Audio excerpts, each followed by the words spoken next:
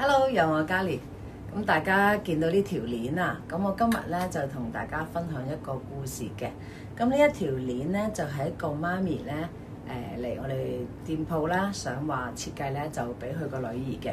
咁當時大家都傾過偈啦，睇過佢女嘅相啦、社交媒體啊各方面啦。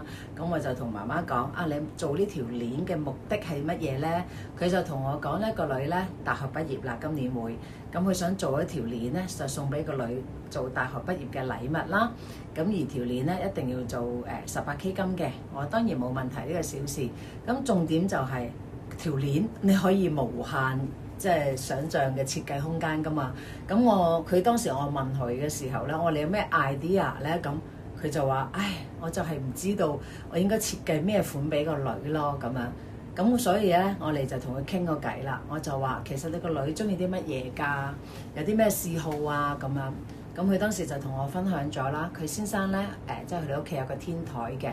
咁佢先生咧就有個天文愛好者啦，有個望遠鏡。從小咧就同個女咧，成日得閒咧，天氣好咧，就會上天台咧睇星星啊，睇月亮啊，即係我哋月球啦咁樣。咁佢個女咧同爸爸一樣咧，都係好中意天文。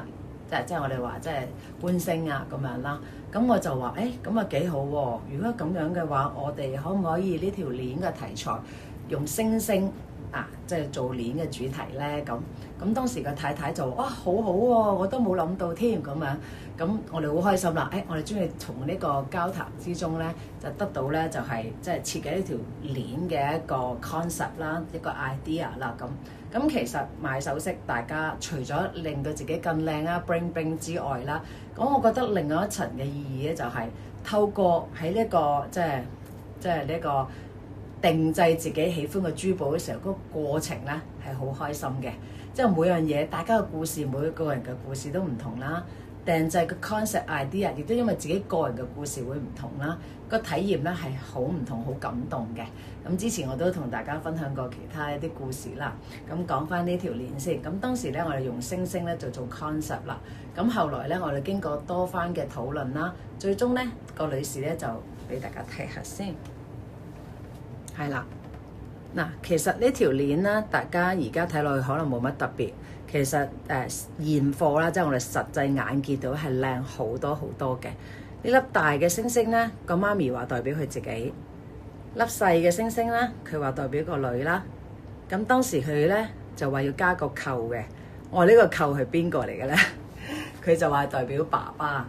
我點解咧？咁呢位女士咧就話佢先生好好啦。大學畢業之後咧，佢根本都冇做過嘢就結婚啦。咁之後有咗個女啦。咁佢先生一直好努力工作啊，即係令到屋企嘅環境越嚟越好啦，生活越嚟越優越啦咁樣。咁所以話咧，佢話呢個扣咧就代表爸爸啦。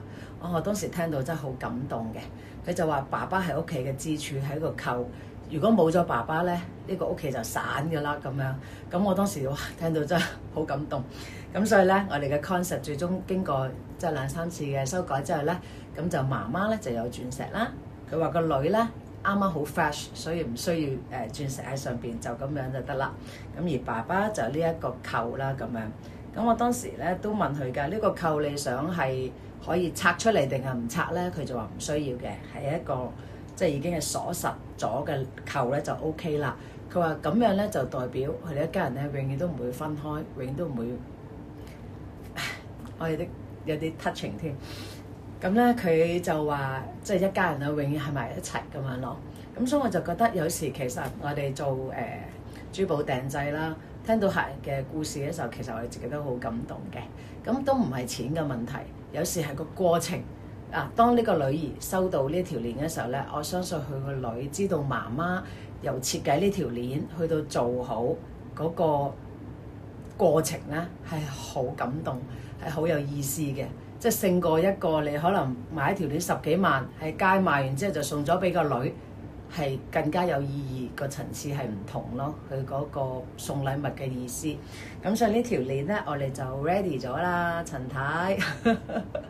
不不過我都問咗陳太可唔可以即係拎呢條鏈嚟講翻個故事嘅。咁啊陳太都好好啦，佢就話啊唔緊要啦，冇所謂啦。佢話我都唔係好紅，唔係明星嚟嘅，你可以 share 啦，同你啲粉絲。咁所以咧，我哋即係拎呢條鏈出嚟之前咧，都有問過佢嘅。咁啊，可唔可以同粉絲分享翻佢嗰個咁即係溫馨嘅故事啦？佢就話可以咯。咁有啲客人咧就唔中意我哋分享嘅，咁因為佢就覺得呢個私隱啦，咁所以我就只可以同大家分享個故事咯。咁今日就講到呢度為止啦，下次我繼續同大家分享啲好有意思嘅定製珠寶嘅故事啊！多謝晒，拜拜。